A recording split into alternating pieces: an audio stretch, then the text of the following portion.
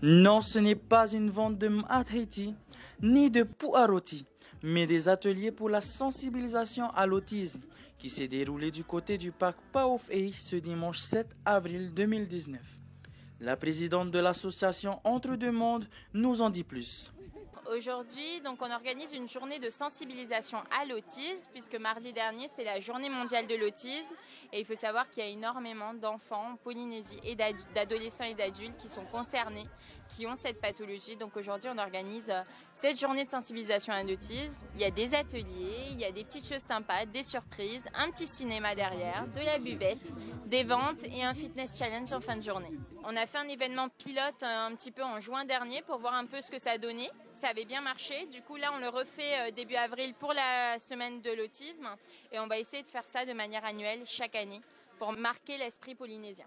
On pouvait en apprendre un peu plus sur cette maladie à travers les ateliers présents.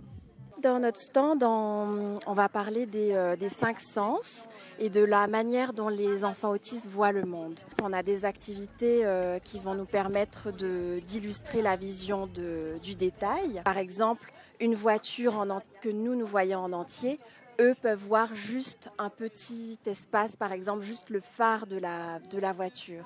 Et du coup, il prendra beaucoup plus de temps à identifier ce que c'est. Autrement, il y a aussi une petite vidéo qui parlera de leur manière d'entendre quand ils sont dans la ville, par exemple. En cas d'hypersensibilité, ça peut leur faire extrêmement mal aux oreilles et donc on a quelques outils qui leur permettent d'atténuer ces bruits-là.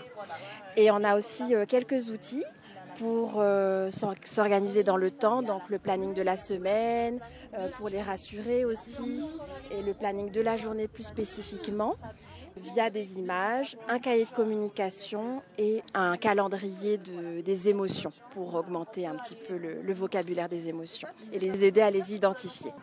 Alors oui, nous sommes l'atelier numéro 3, donc c'est les émotions. Donc l'atelier se déroule en 3 étapes. La première qui est donc l'identification des émotions, avec bien sûr de façon ludique pour les enfants. Ensuite, la 3e étape, c'est donc grâce à une cocotte en papier. Donc on va montrer aux enfants que les enfants autistes, entre guillemets, n'expriment pas leurs émotions comme ils devraient se faire. Et ensuite, la 3e étape, c'est donc la gestion des émotions. Donc c'est faire un câlin, boire de l'eau pour pouvoir les calmer en fait, en général. C'était Manoa sur les ondes de Haiti FM.